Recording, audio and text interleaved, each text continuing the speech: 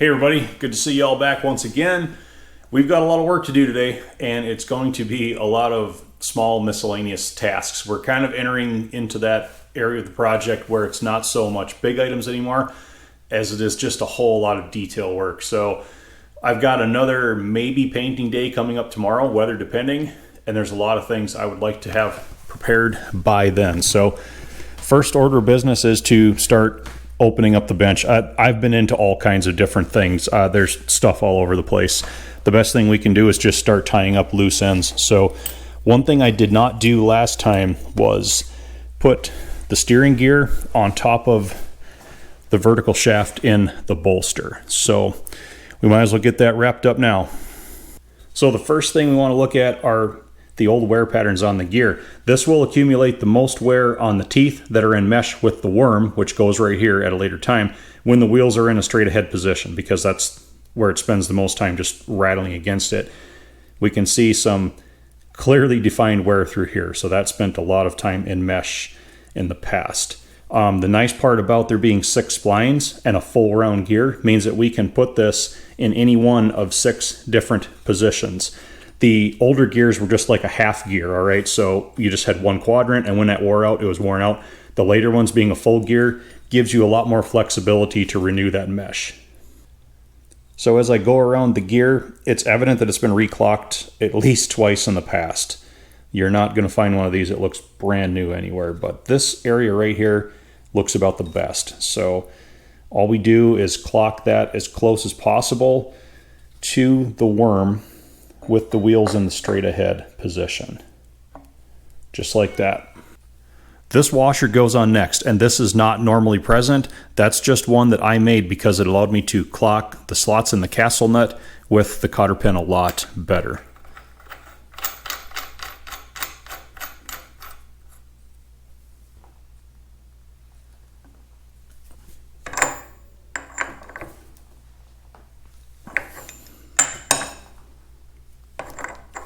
Good. So we pin it. I like to make sure it's well seated.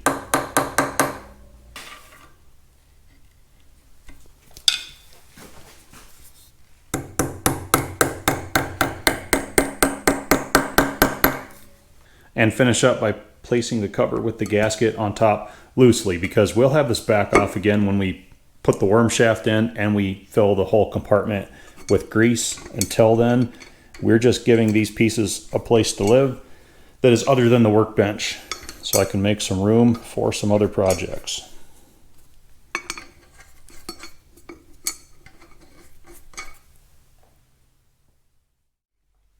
Okay, let's make some more room. We'll do thermostat housing next. So I need the gasket for it, the hose with the clamps, the bolts, and the housing. Very important to remember to load the clamps onto the small hose. I learned that the hard way last time.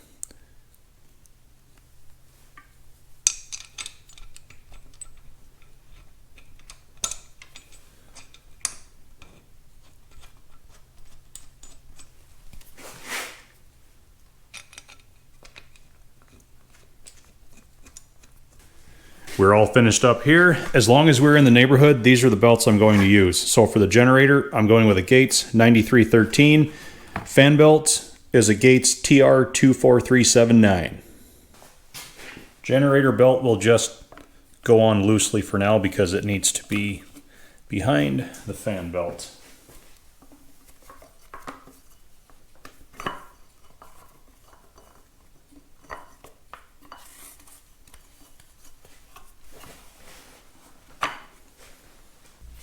I like to run the belts a little bit snug at first because they will stretch a bit after you run it in. Jam nut to lock the adjustment in place. We might as well fit the fan, again, as long as we're here. So start with the 2 regular bolts. They'll hold it in place.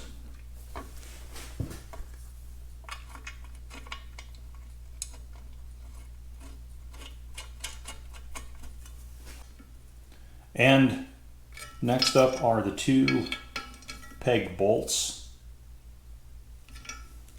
They hold the springs, slide over the top of them, and then the dog bone link goes on the impeller shaft. There's a cutout in the shaft. That's where this tapered wedge goes.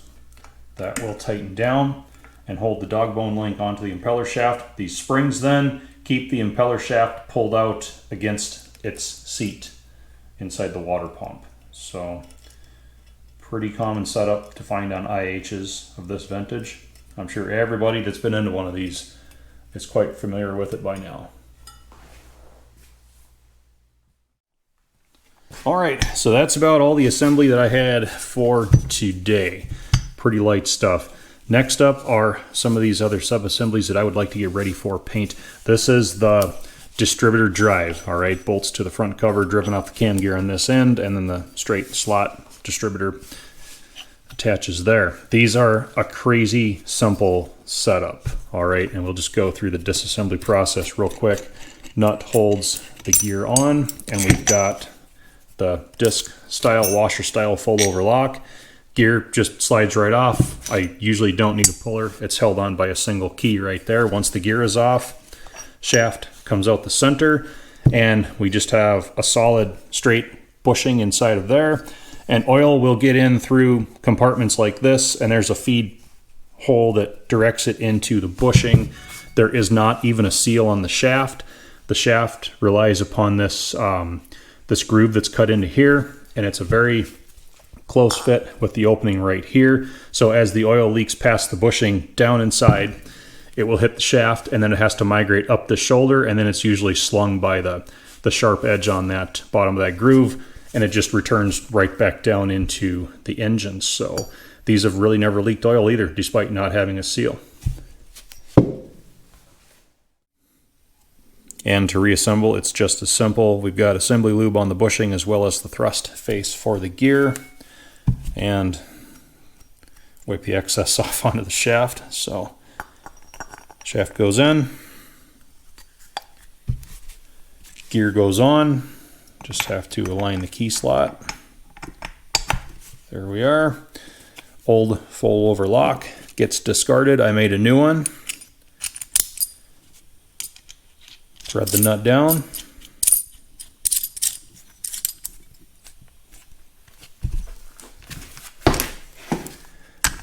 Tighten it using your favorite torque wrench. And we save the best for last. We fold the lock down onto the flat in the side of the gear hub.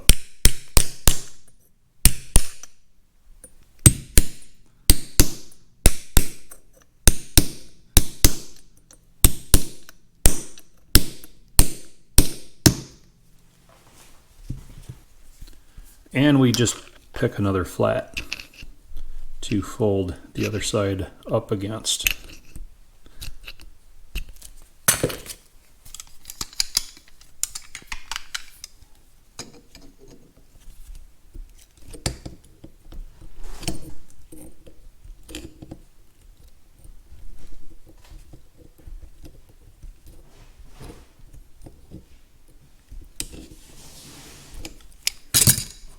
Very good. Test spin. This one's ready for paint.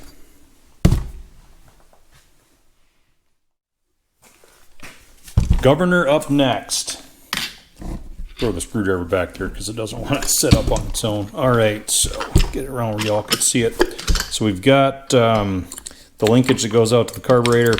It's got the lever on this end, held to that ball joint by this bolt. So the bolt comes out first, and then we've got these two screws here come out. There's a series of plates and a felt ring and a paper washer, a paper gasket, sorry, but that's how the carb linkage disconnects. Now we can take the extension housing off the top. Just the two bolts.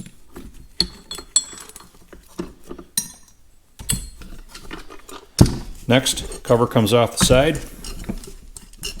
One interesting thing to note, you can tell by the crossed drilled bolt heads of the cover bolts. At one time, These had a wire that went through the heads of all the cover bolts with like a lead tag melted onto it. That was like a tamper-proof seal, okay? So if one of these came into the dealer with governor problems and all that was still in place, they knew no one had been into it. If all that was gone, good luck getting any kind of warranty work done. And the rest of it comes apart pretty easily. This pinch bolt has to be loosened up so that this arm will come off that shaft. This small woodruff key then comes off the shaft, and that allows the shaft to be withdrawn out the back of the housing.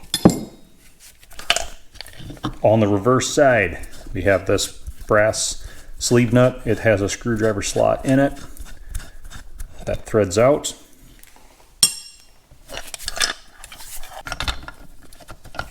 That will then allow this shaft to be removed.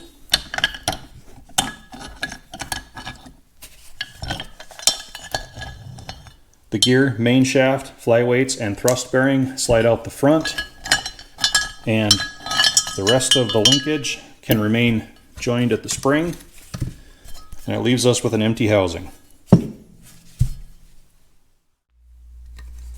So everything checks out here. Our governor spring was renewed last time. The bearings on the pivot are both good. That's something you want to check. And if you need to install a new lever seal at the back, this is a National 471442. This was also renewed last time, so this one does not need replacing, but if you get a leak back there, that's the seal you're going to want. At least that's the one that I used. So we'll assemble it, and then we'll just briefly talk about what the adjustments are.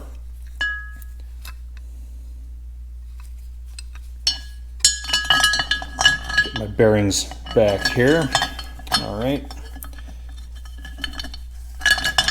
This rear pivoting shaft goes in next. Pay attention to the cutout that provides the clearance for the rear thrust bearing, and we've also got this step that's cut into the head of it out here. That is going to go in relation with the governor cover. I'll show you all that later. First, we'll get the shaft put in.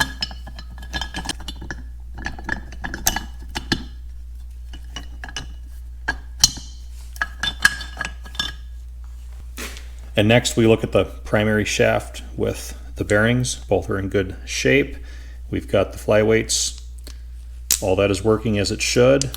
The pivot pins are good. The cotter pins that retain them are good. We've got a bushing surface back here. The bushing is located in the back of the case. That's all good. You want to make sure that all that is in proper shape before putting any of this back together. So we'll line this back in. Fork has to engage with the thrust bearing just so. All right, we're good there. We can pivot this back around.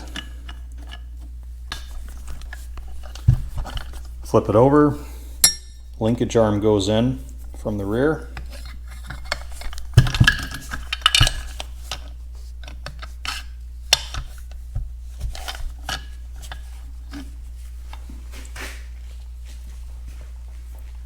The small woodruff key goes back on.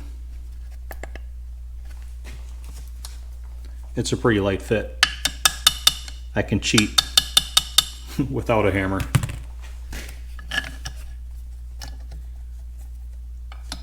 And line the key with the slot and the lever. Lever goes on. We'll tighten this pinch bolt. There we are.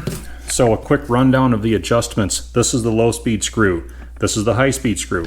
This adjustable rod up top trims the governor to the throttle plate position in the carburetor. All right, so this basically syncs everything together, but all three of these adjustments work in conjunction with one another, and nothing can be set until this is on the engine and the engine is running. So we'll cover that later.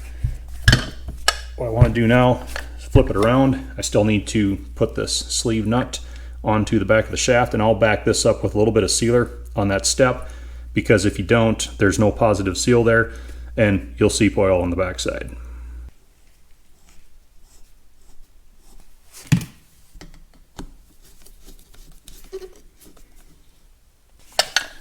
Flip it back over. and I want to do a quick range of motion check. Everything looks like it's doing what it's supposed to.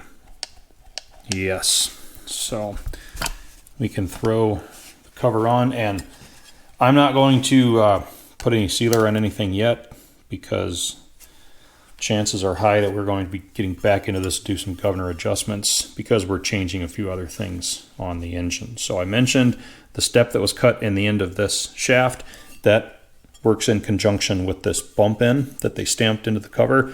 That's an anti-rotation stop, so the step sticks up above that, so it'll contact the upper edge and it won't be able to rotate at all and interfere with that thrust bearing on the shaft. So we'll bolt this solid. Extension housing goes back on the top now. New gasket beneath it.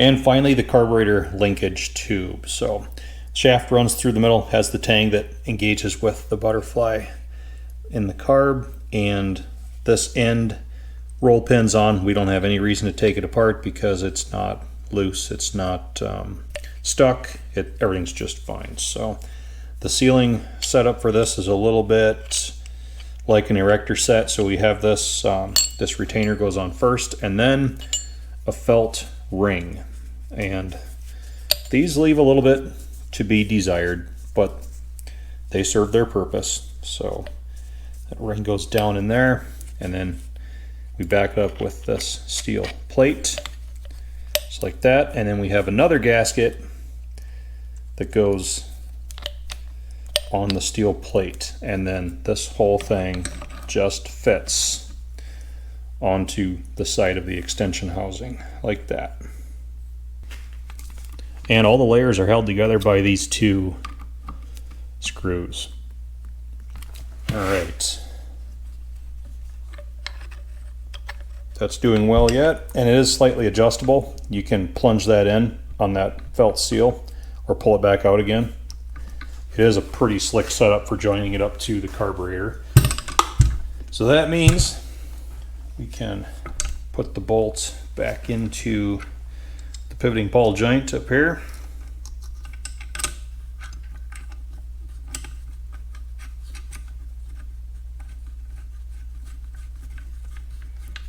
And to finish off this assembly, we've got this jumper pipe comes off of it. This is for the crankcase breather system. This is another piece we're just going to loosely install for now because this has to come back off to put the governor on. But to get everything painted, I want it all to be in place. That just makes it a lot easier. So, all right, there's our governor assembly. Another one for the paint pile.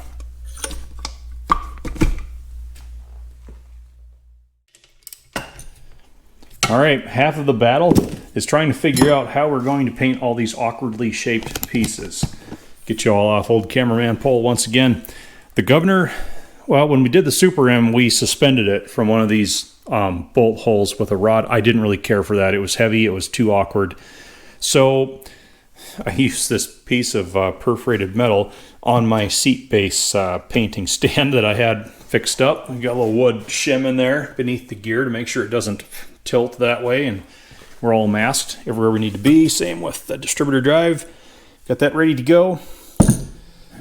In other news, we've got the reproduction battery box and lid scuffed down, ready for paint.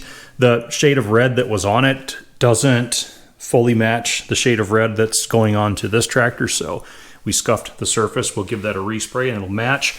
Battery box mounting brackets. Now, this is where usually I badmouth kind souls from the past that created more work for me.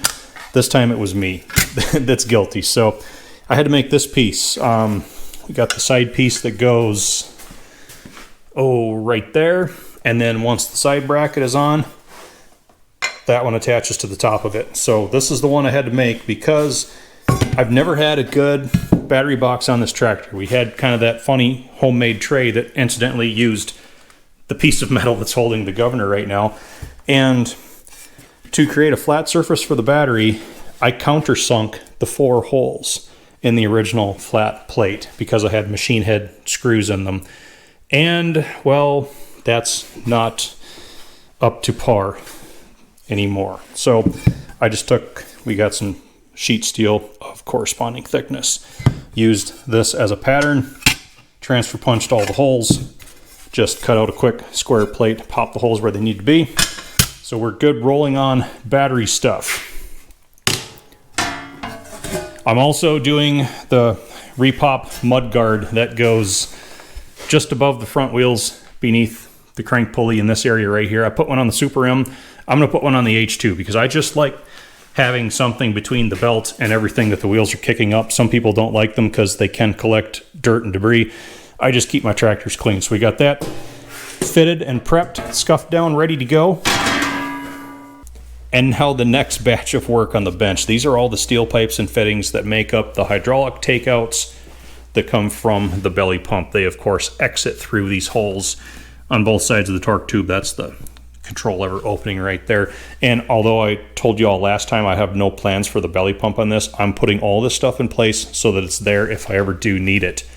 Specs on the pipe. This is all 1/2-inch pipe thread.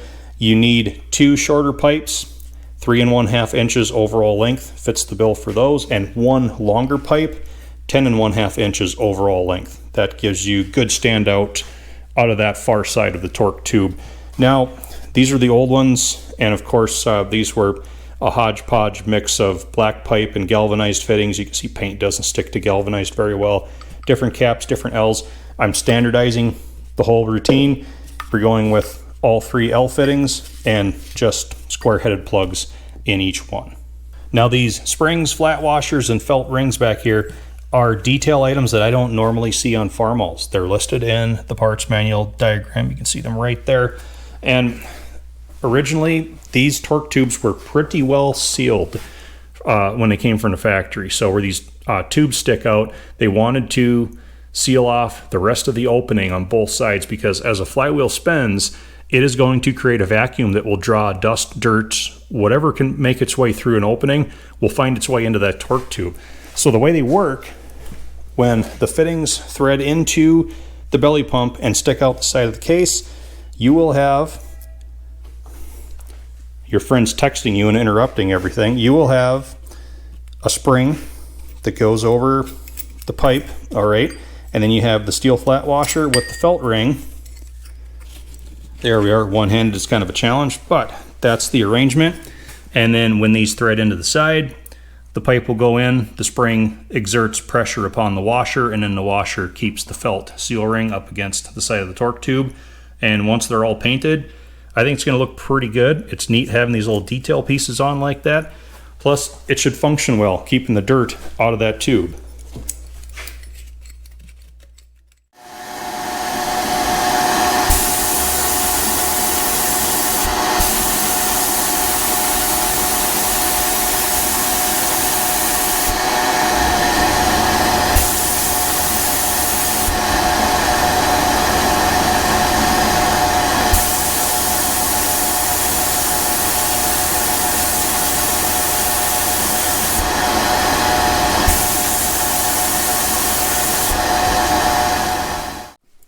And I just finished up another small tray of hardware. It seems like this is just an endless process because we've only got a few pieces out here, but it's still going to be another whole rack of nuts, bolts, washers, tons of miscellaneous, and you have to lay it all out. You got to get it primed both sides and painted on one side. So as you lay it out, you make sure that a lot of the IH nuts, that's clearly the back because it's flatter. The front is rounded. You start with the back side up because you'll prime that first. And then once you flip it, you only paint it once. So you'll just be painting the top side. That's just how I've always done it. So we've got a few more miscellaneous washers here. We'll get those laid out. And I think we're about ready to wrap it.